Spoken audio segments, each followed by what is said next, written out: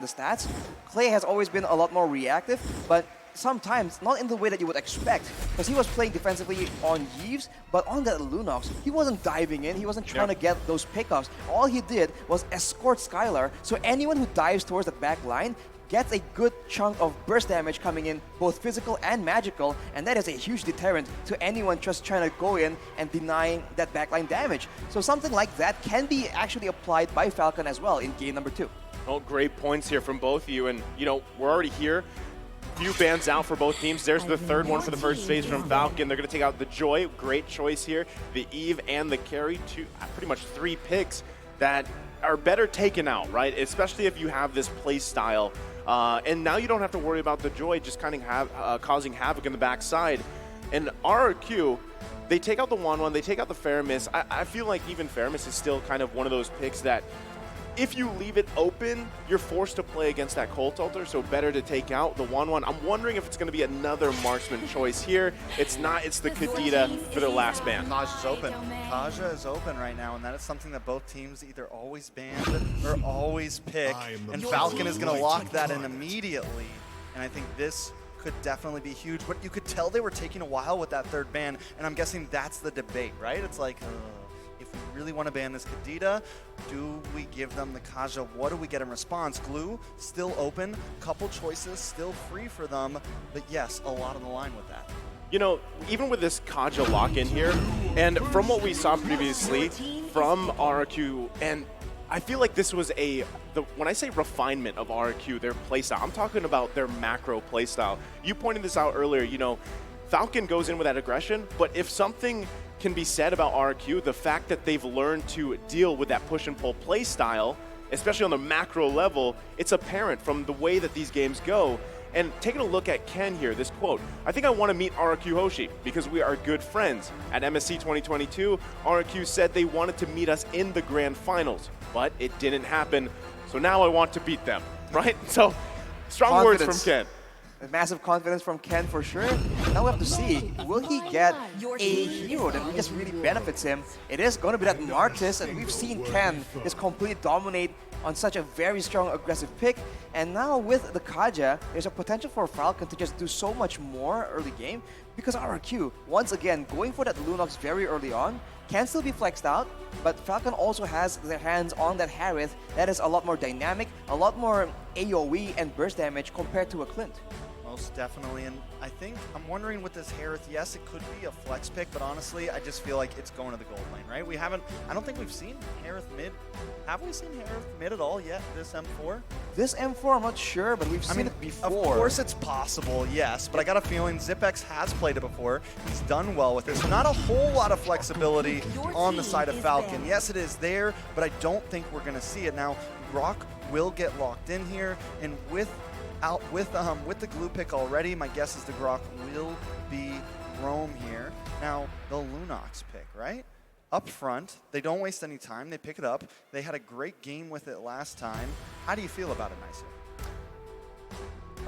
Lunox is, I mean, the damage, the burst potential is always there. One thing that I like most about it, and I feel like it's a little underappreciated, is just the brilliance relationship with a lot of, I mean, the way that you can have that advantage in terms of those early skirmishes, those fights. I mean, a lot of the times you can bait out quite a few ultimates. And again, going back to macro playstyle and even on the micro level, that's usually what we've seen here. I mean, from teams at this caliber at this point in the knockout stage. So Lunox still a solid choice, but even more so. I mean, you've got Glue, you've got Grok, you have that front line pretty much under control, and not to mention, I mean, we've seen some crazy things just alone from Grok with the wild charge setups or even the split from Glue. So already the first 3 choices are solid here for RRQ, whereas I feel like, again, Falcon specifically, you rely, anytime you have a Kaja, you are relying on that pick potential, that divine judgment, and I mean, if you have to use it defensively for a peel, then you don't have that advantage anymore. So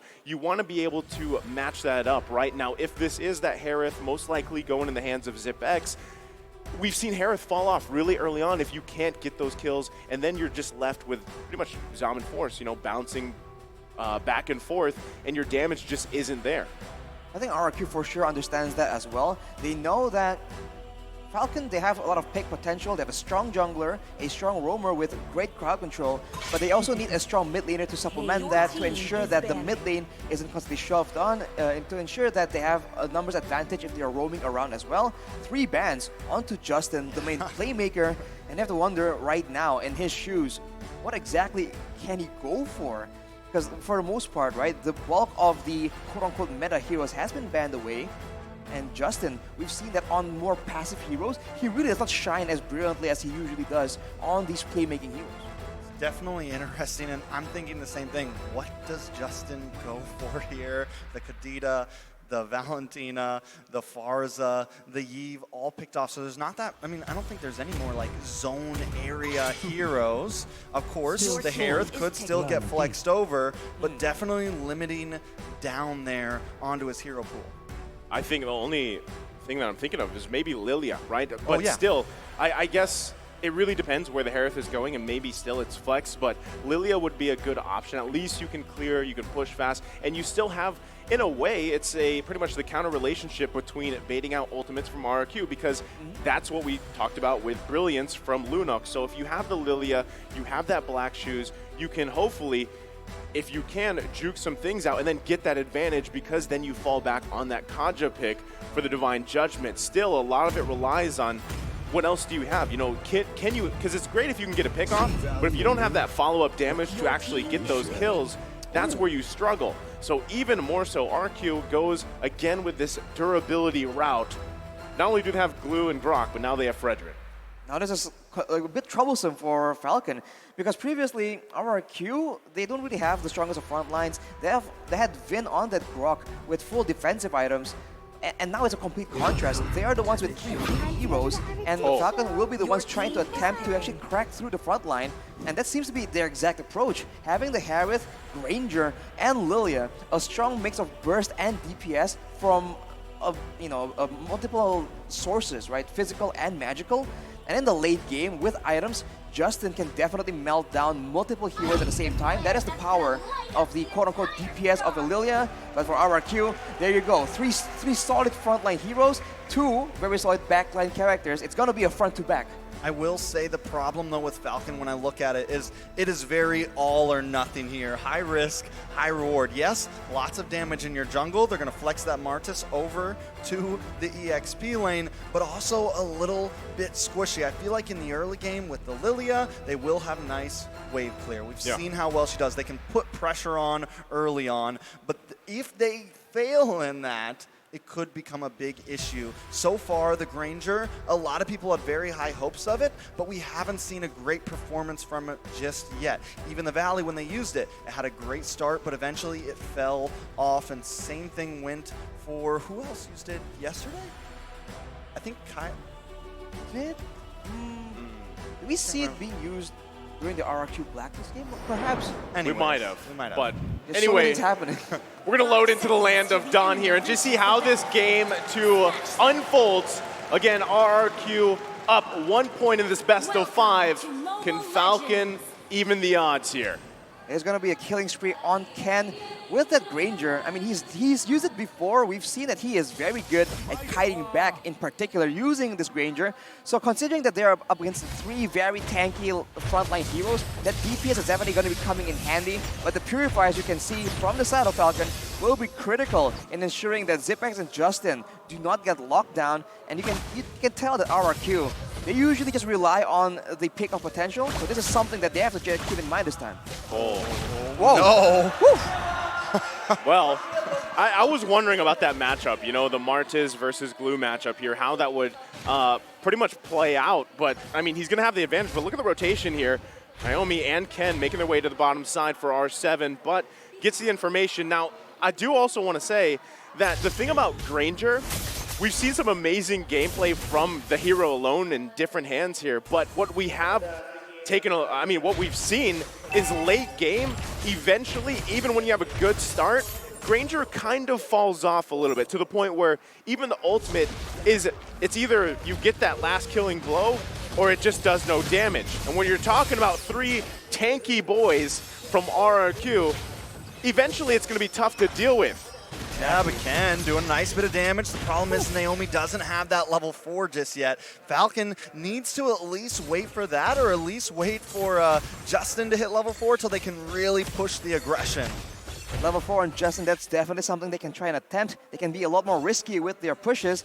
But on that point, on the Granger, that is a very solid point. It's a very ability-reliant marksman. So in the early game, it's dangerous, and in the mid game, it's going to be very strong. But in the late game, Skylar on this Beatrix will be out-damaging him quite a bit. But in the early game, though, this is where it's dangerous for RRQ. You can see Destinata didn't land the final one, though. R7 able to get away, and that is very important for RRQ. As long as they don't let Ken pick up these early game kills, it'll be very good for them. Yeah, right now, first turtle of the game going to be up here. Both teams just trying to get that advantage. R7's going to make his way here as it ensues, but Yellow Flash looking for an opening as well. Ken waiting patiently, a lot of poking going on. Here they go. Nice retribution onto R7. R7 gonna get dragged back in. Vin trying to find it, just can't. Justin picks up Vin and R7. That is huge. Albert, though, walks in and takes the turtle with ease. No sweat off his back. That is 2 kills traded for the turtle.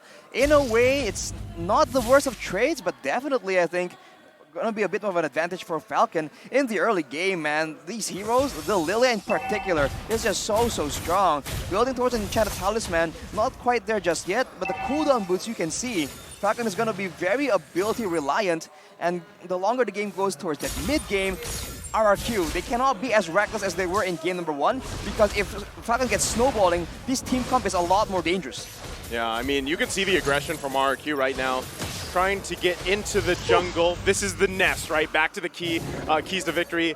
They are trying to invade the nest here of Falcon and work around it, because honestly, Falcon has to also pay attention to Skylar. If they can find picks up there, give that little bit of advantage to ZipX, that's best case scenario for Falcon, especially mid-game, because you want to allow this Harith to get online as fast as possible, has that mystery shop too, so you can really play around those power spikes, those timings, and anything here, Arashi, that sticks out to you in terms of emblems. Well, as usual, it's no real surprise because everyone wants to go for a bit more movement, but afterwards you can see an Avarice emblem being used by R7, so he knows that the lane is going to be scrappy. He will have opportunities to try and just whittle down the HP bars of Yellow Flash, so making full use of that. So there's going to be a faster power spike as far as items is concerned for R7, and quick note, he has a sprint instead of the Vengeance, so this is why he was able to be taken down so fast in the previous fight, but this also means that later on, he can stick to whoever he wants to. A glue on a split with a sprint. Literally stick to them. Yeah, exactly.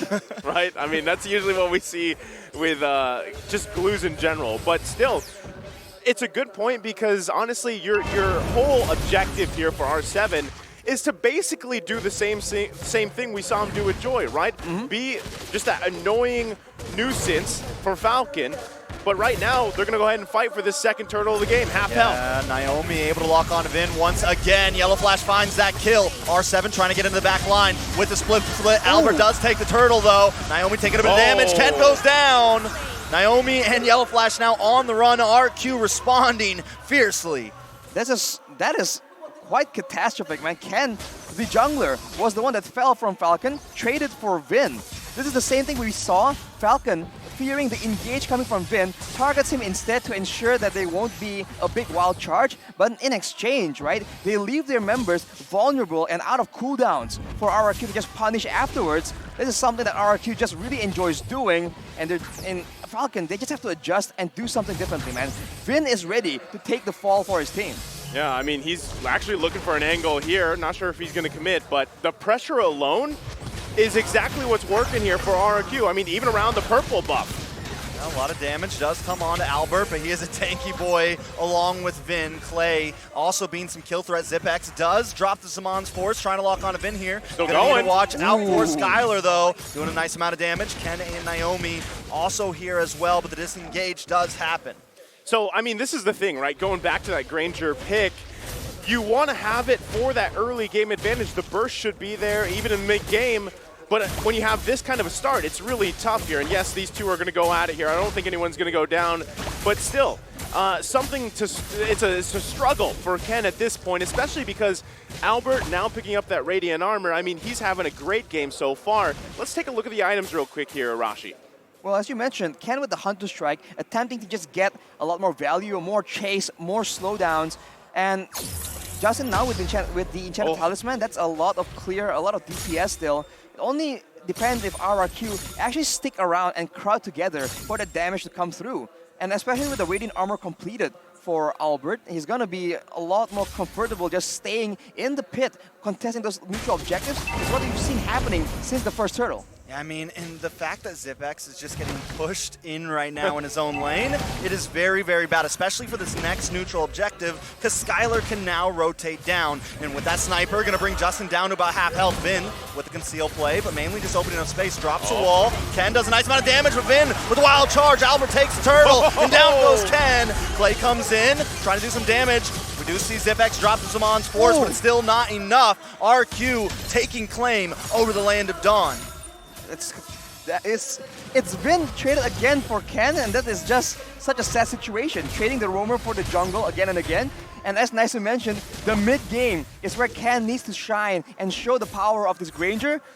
But if he keeps getting picked off like this is not going well at all. RRQ finally increases the lead up to 1.6k gold, and in the midst of all that, they are still the ones able to find structures, turrets in the top and bottom lane.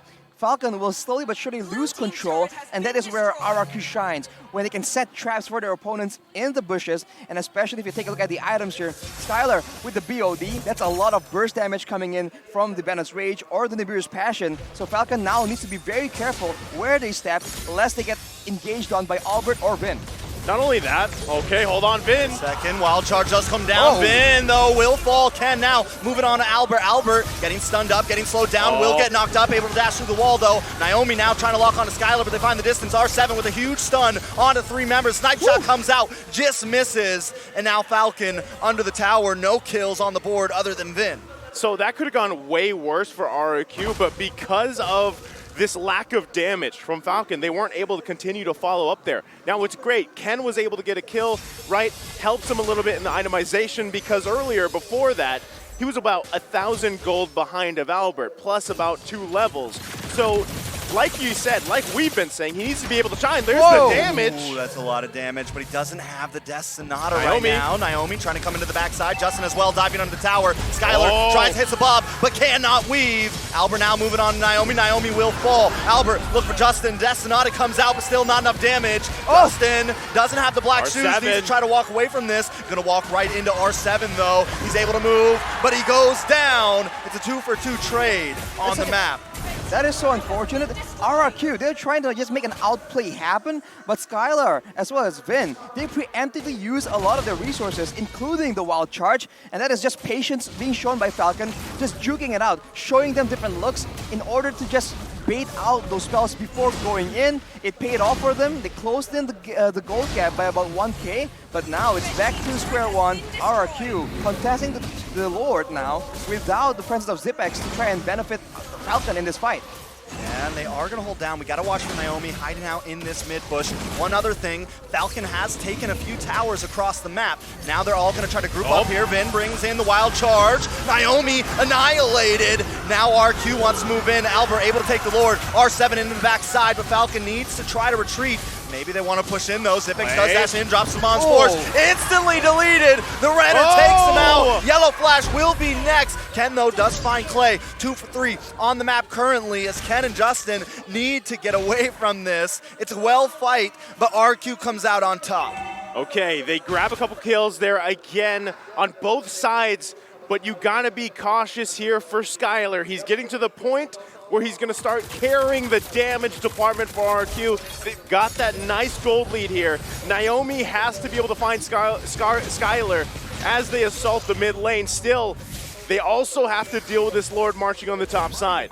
on that point, Naisu. As you can see, Hunter Strike as well as the Malefic Roar. So any kind of physical defense being built by Falcon right now is going to start getting shredded through. We saw the damage come through in the previous fight, and now with the Lord coming in, you can see that RRQ, they're sieging, but Vin also looking for a play! Oh, big wild charge with the flicker. Justin taken down. Saman's force does drop. Albert on the front side. Ken does find Vin. This is a good play. R7 going to come back in. Yellow Flash wants to lock him up. Fresh comes in, and R7 goes down. Falcon able to defend that push. That's a 2-for-1 for Falcon, but RRQ with the Lord and the empowered waves pushing in, they were able to get so many turrets. So in a way, not the worst situation, but of course ideally when they're so far ahead, I say so far, but when they're 2k gold ahead against a team like Falcon, as much as possible, they want to reduce the amount of kills, the amount of gold they let go into the hands of Ken.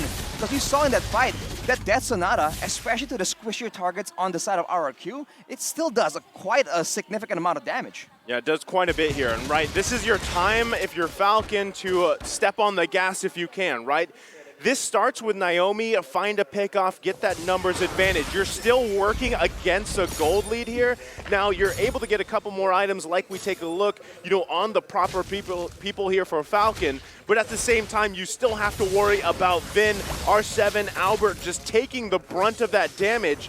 And even if you focus on Clay, you still have to get past that Brilliance. You still have to get past everyone to get to Skylar. If they can get Skylar off the board here, they lose a big impact on damage for RRQ. Now still, it's going to be pretty much a stalemate until things transition in about 30 seconds for that next Lord here. But Falcon's going to have to get more space on the map. They've got only 2 turrets.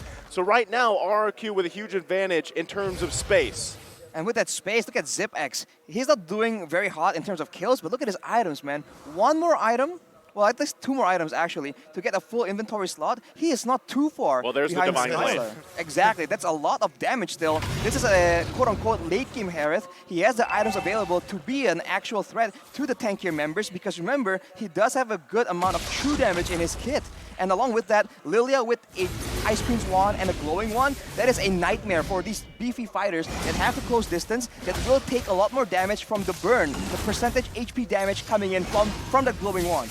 And it's a very well amount of damage distribution as well. You have a decent amount of magic damage, a decent amount of physical damage with Ken. So RQ has to decide how they want to build throughout this mid-phase. Vin is going to miss that wild charge. Actually, he does land on to Naomi, but Naomi able to get away. Albert holding down. ZipX goes down, though. Albert finds it. Justin will fall on the backside. R7 going to keep on moving. Skylar picking up a double kill. A 3-for-0 trade and a Lord over to the side of RRQ. With 3 members down, this is a very tough situation to be in for the side of Falcon. RRQ is very good at this. They know you have your death timers still on cooldown. They will push and try and get as much as possible. And even once Falcon members respawn, they still have to contend with the Lord coming in. And with a Beatrix on the side of RRQ, they can just very slowly but surely siege down these turrets, and they have already begun to do so. Yeah, they're going to go ahead and lose that mid inhibitor turret here. Also the top one being whittled down.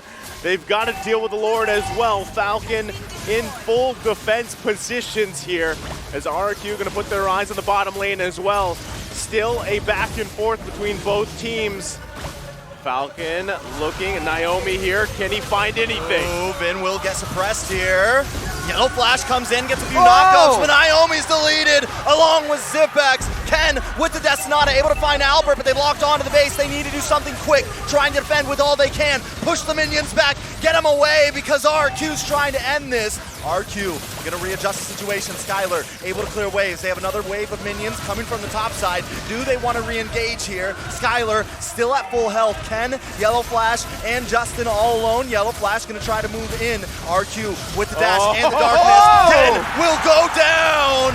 Now the base is gonna get focused in. Skylar shredding through, but no minions there. Vin finds a wild charge. Naomi does get knocked up, but Yellow Flash is here as well. Skylar forced to finally retreat, but another wave. Sniper shot comes in, just misses, and Falcon lives to see another day.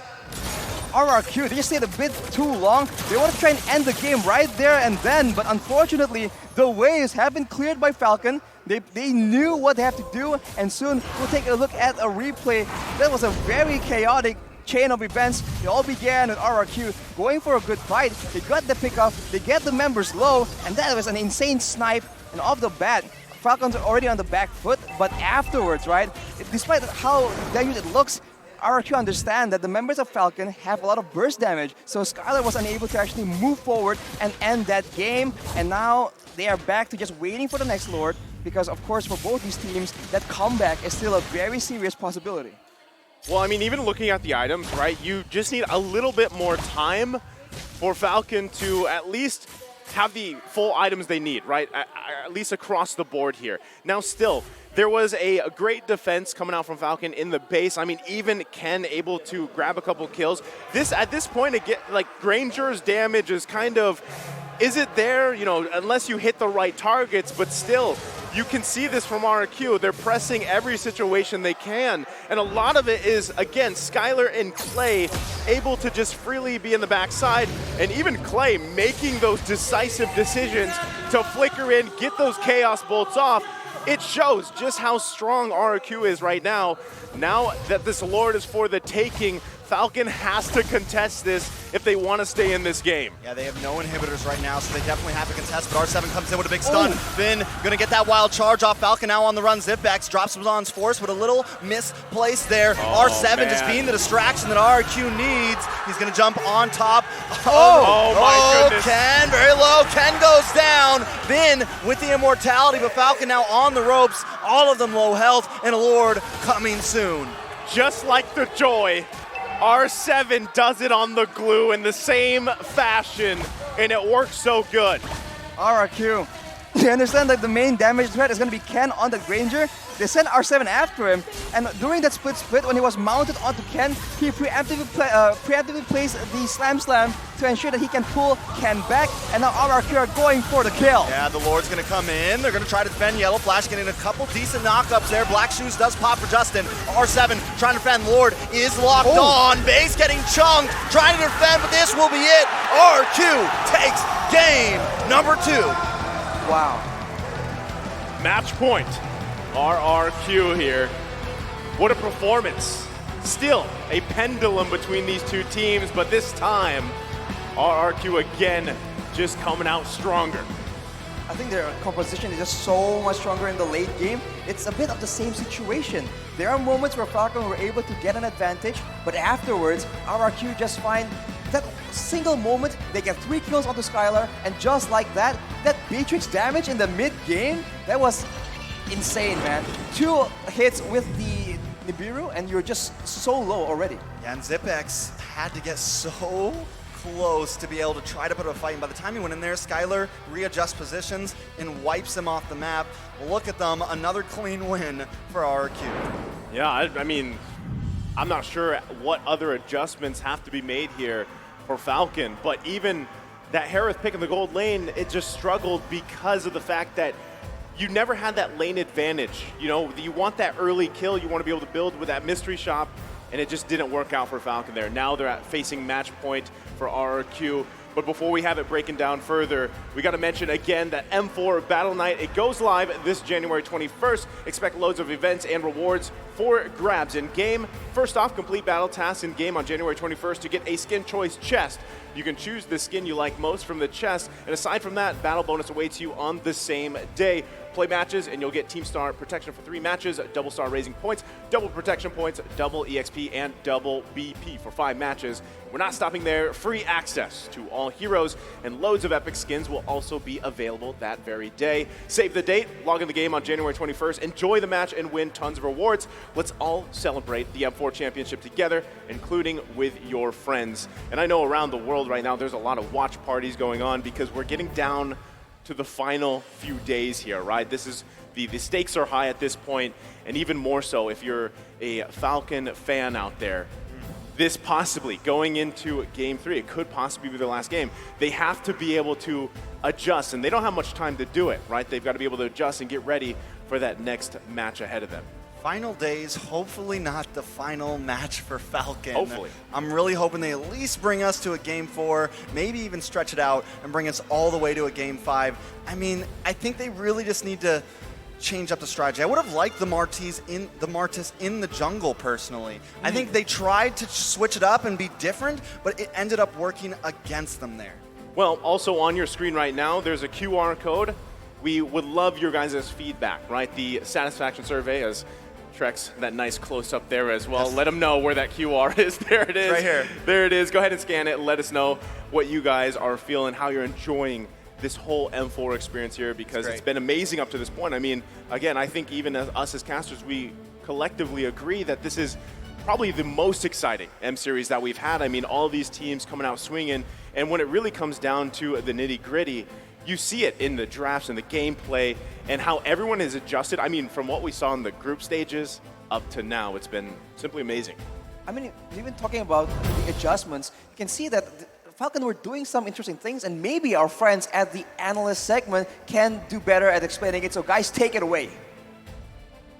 We'll take it away right here on the Analyst Stand. Welcome back, ladies and gentlemen. Mirko, Assassin Dave, and Ulf here back on the Analyst Stands for the second game of this series. And man, we have a lot to say. I think starting with the draft, I think it was a bit too non-flexible. It was too solid. Yeah, it feels like Falcon set up the game plan before the game even started, right? Like they wanted to pick the Granger, and you can see that from the draft. First picking Harith in the first round of the picks. And that was a little bit too crazy, because like, once Beatrix comes out and Harris didn't even take Vengeance, he can't do too much damage in the late game.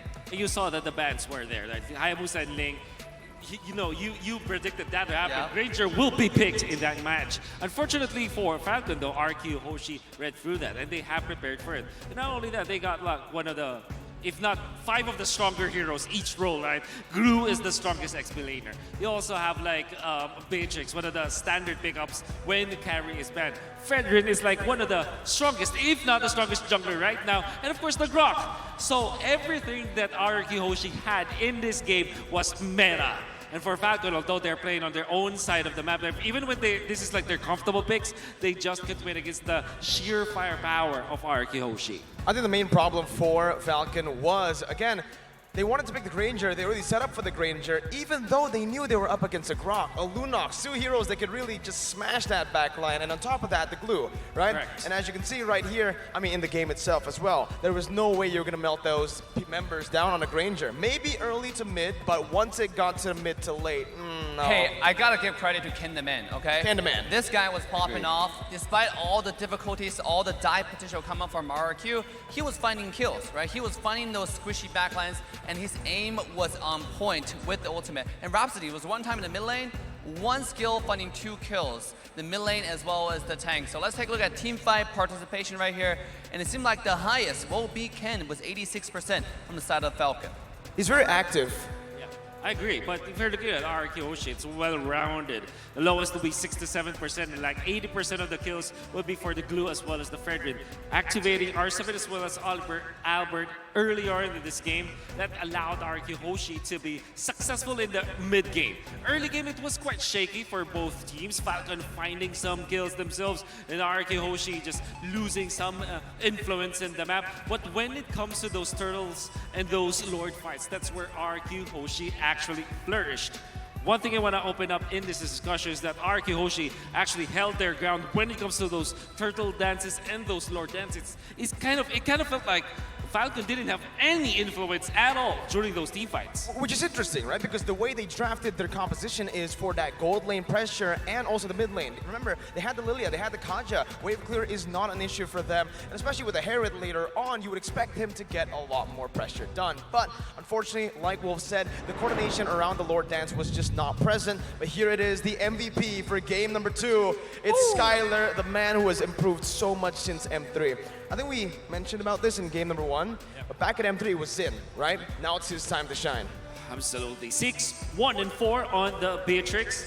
And one thing that maybe we cannot see through the stats that you're looking at is his accuracy with the render shots. Yes. The ultimate was Nerfed, on by the point. way. Nerfed. Nerfed. And now I do want to point out with this MVP, the counterpart that Harris played by Zipix, right? Why not taking out a Vengeance? You know, because when you go against someone like Beatrix, Vengeance is a must-have. You know, in the late game, he doesn't even have the sustain to go to the backline to pose any threat to this marksman, which allows Skylar to even shine brighter and better in this particular game. You know what, that was actually pretty interesting, right? The Vengeance, that's an option that they can go for, especially in the lane matchup. I think he's still opting to go for the Purify because of how much CC there was on the map. But here we're going to see the heat map for Skylar, the gold laner, who is so active despite being a gold laner. Remember, in this meta, in this patch, you would usually think your gold laner would just stay in lane, control the minions, and farm up. But 5th to 10th minute, he was all over the map. He was actually stopping the punishment happening from Falcon by rotating to mid lane, just getting that Bennett ult and clearing the wave. A double lane, right? At 5 minutes to 10 minutes, you get what? The gold in, as well as the mid lane. There's so much. It amplifies your farming speed. At the same time, because you're farming so well, you get more damage output as well. And that's what we felt all throughout this game. Skylar, after hitting a lot of shots, he deals a lot of damage. And this also reveals the downside of the composition of Team Falcon, right? I mean, they couldn't give Granger any vision at all, and you can see Skylar here is able to roam around with the entire team. I usually say when you see the heat map for the goal lane, that kind of reveals the goal lane, the heat map for the entire team because they roam together in the team here.